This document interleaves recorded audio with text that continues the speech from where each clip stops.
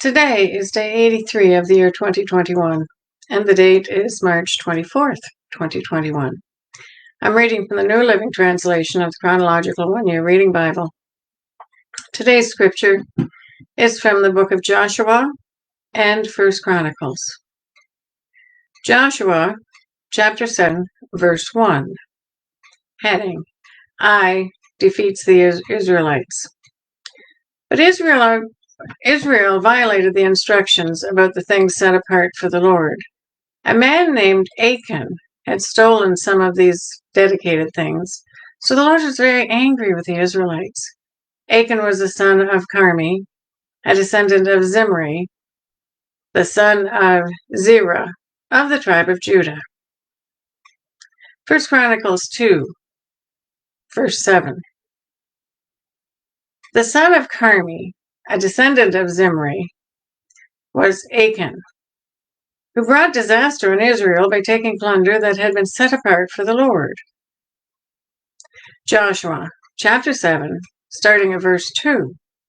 Joshua sent some of his men from Jericho to spy out the town of Ai, east of Bethel, near Bethaven. When they returned, they told Joshua, "There's no need for all of us to go up there. It won't take more than 2,000 or 3,000 men to attack Ai, since there are so few of them. Don't make all of our people struggle to go up there." So approximately 3,000 warriors were sent. But they were soundly defeated. The men of Ai chased the Israelites from the town gate as far as the quarries, and they killed about 36 who were retreating down the slope. The Israelites were paralyzed with fear at this turn of events, and their courage melted away.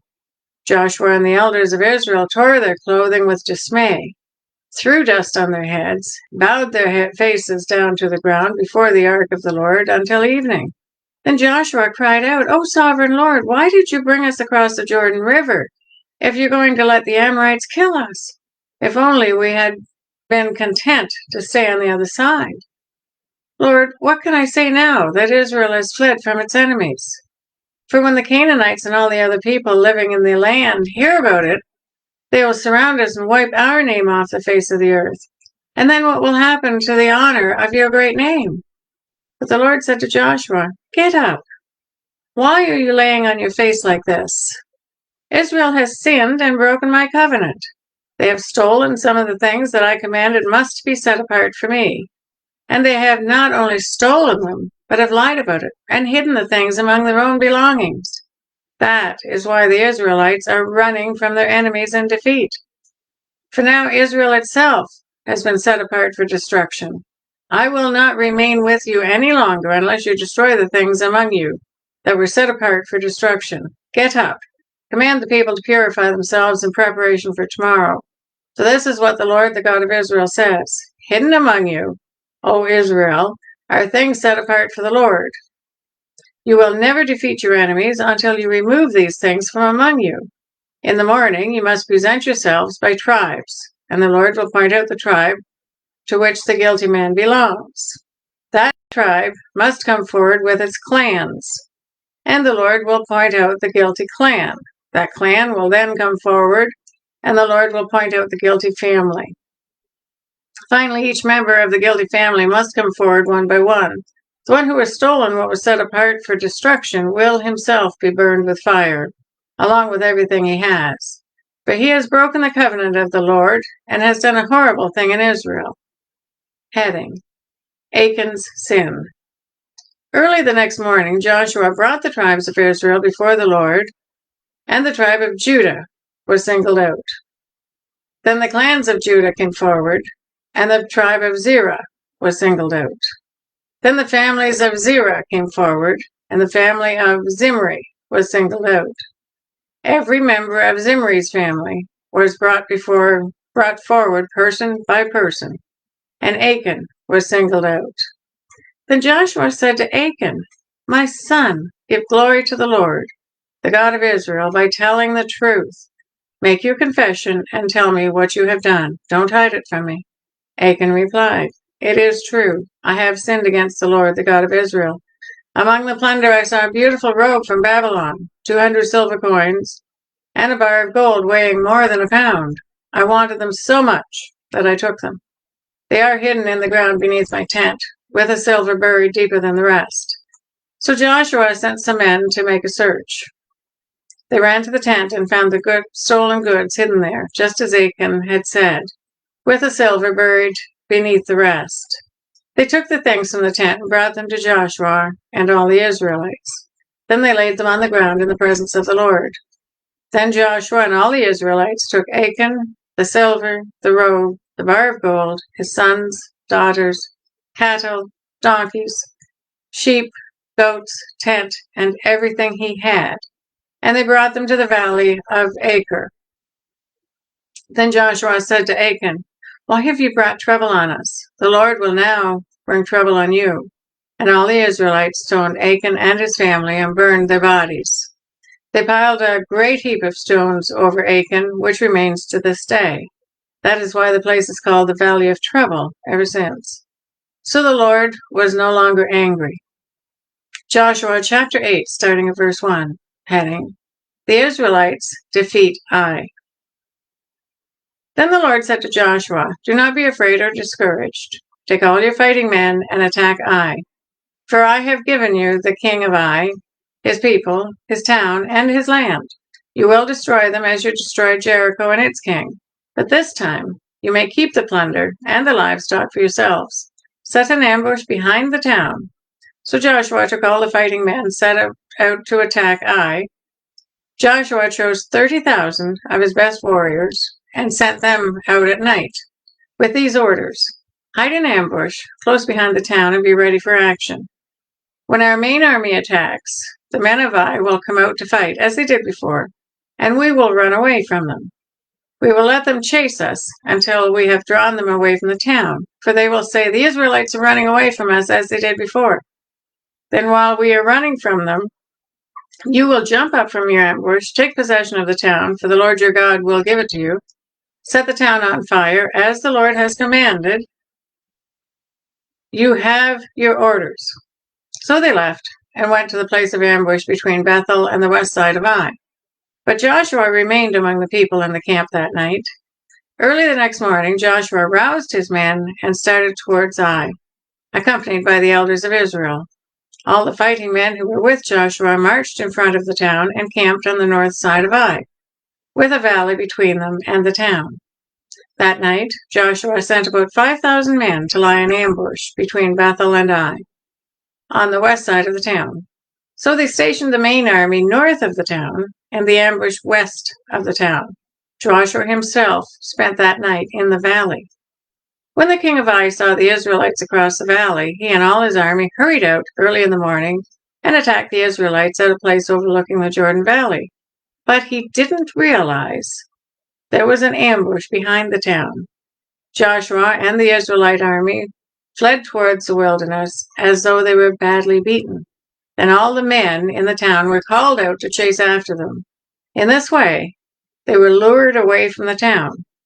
There was not a man left in Ai or Bethel who did not chase after the Israelites, and the town was left wide open.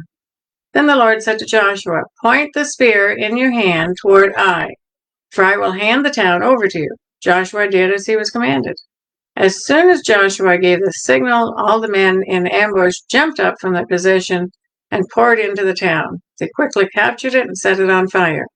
When the men of Ai looked behind them, smoke from the town was filling the sky, and they had no place to go. For the Israelites, who had fled in the direction of the wilderness, now turned on their pursuers.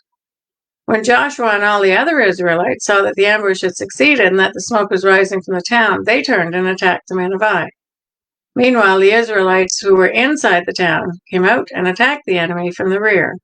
So the men of Ai were caught in the middle, with Israelite fighters on both sides. Israel attacked them, and not a single person survived or escaped. Only the king of Ai was taken alive and brought to Joshua.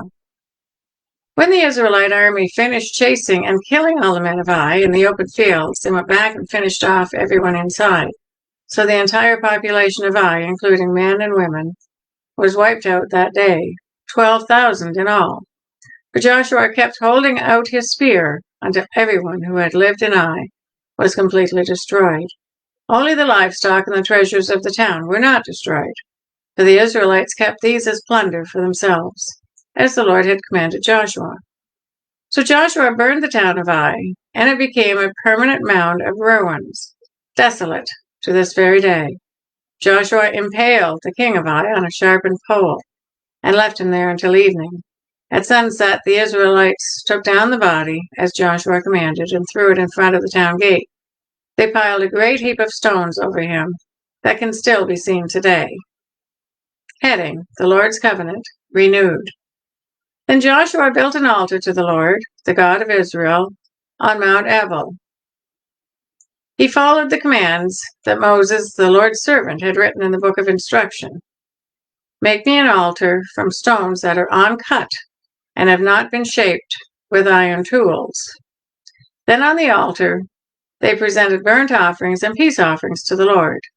And as the Israelites watched, Joshua copied onto the stones of the altar the instructions Moses had given them. Then all the Israelites, foreigners and native-born alike, along with the elders, officers, and judges, were divided into two groups. One group stood in front of Mount Gerizim, the other in front of Mount Ebal. Each group faced each other, and between them stood the Levitical priests carrying the Ark of the Lord's Covenant. This was all done according to the commands that Moses, the servant of the Lord, had previously given for blessing the people of Israel. Joshua then read to them all the blessings and curses Moses had written in the book of instruction. Every word of every command that Moses had ever given was read to the entire assembly of Israel, including the women and children and the foreigners who lived among them. Joshua chapter 9, starting at verse 1. Heading: The Gibeonites deceive Israel. Now all the kings west of the Jordan River heard about what had happened. These were the kings of the Hittites, Amorites, Canaanites, Perizzites, Hivites, and Jebusites, who lived in the hill country, in the western foothills, and along the coast of the Mediterranean Sea, as far as the Lebanon mountains. These kings combined their armies to fight as one against Joshua and the Israelites. But when the people of Gibeon heard what Joshua had done to Jericho and Ai, they resorted to deception to save themselves. They sent ambassadors to Joshua, loaded their donkeys with weathered saddlebags and old patched wineskins. They put on worn-out, patched sandals and ragged clothes, and the bread they took with them was dry and moldy. When they arrived at the camp of Israel at Gilgal, they told Joshua and the men of Israel, "We have come from a distant land to ask you to make a peace treaty with us." The Israelites replied to these Hivites, "How do we know you don't live nearby? For if you do, we cannot make a treaty with you." They replied, "We are your servants." "But who are you?" Joshua demanded. "Where do you come from?" They answered, "Your servants have come from a very distant country. We have heard of the might of the Lord your God and of all he did in Egypt. We have also heard what he did to the two Amorite kings east of the Jordan River, King Sihon of Heshbon and King Og of Bashan, who lived in Ashtaroth. So our elders and all our people instructed us, 'Take supplies for a long journey. Go meet the people of Israel and tell them, we are your servants. Please make a treaty with us.' This bread was hot from the ovens when we left our homes, but now, as you can see, it is dry and moldy. These wineskins were new when we filled them, but now they're old and split open, and our clothing and sandals are worn out from our very long journey." So the Israelites examined the food, but they did not consult the Lord. Then Joshua made a peace treaty with them and guaranteed their safety, and the leaders of the community ratified their agreement with a binding oath. 3 days after making the treaty, they learned that these people actually lived nearby. The Israelites set out at once to investigate and reached their towns in 3 days. The names of these towns were Gibeon, Kephirah, Beeroth, Kiriath Jearim, But the Israelites did not attack the towns, for the Israelite leaders had made a vow to them in the name of the Lord, the God of Israel. The people of Israel grumbled against their leaders because of the treaty, but the leaders replied, "Since we have sworn an oath in the presence of the Lord, the God of Israel, we cannot touch them. This is what we must do. We must let them live, for divine anger would come upon us if we broke our oath. Let them live."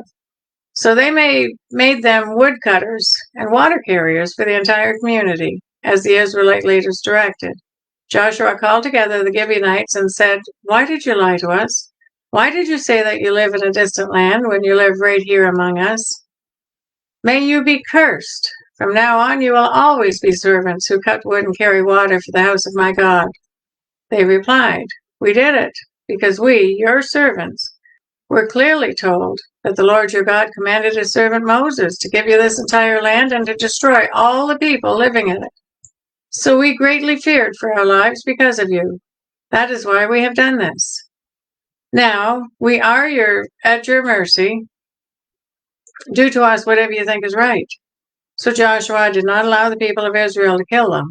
But that day he made the Gibeonites the woodcutters and water carriers for the community of Israel, for the altar of the Lord, wherever the Lord would choose to build it. And that is what they do to this day. That is the reading for day 83. God bless each and every one of you. And may God be with you until we meet again.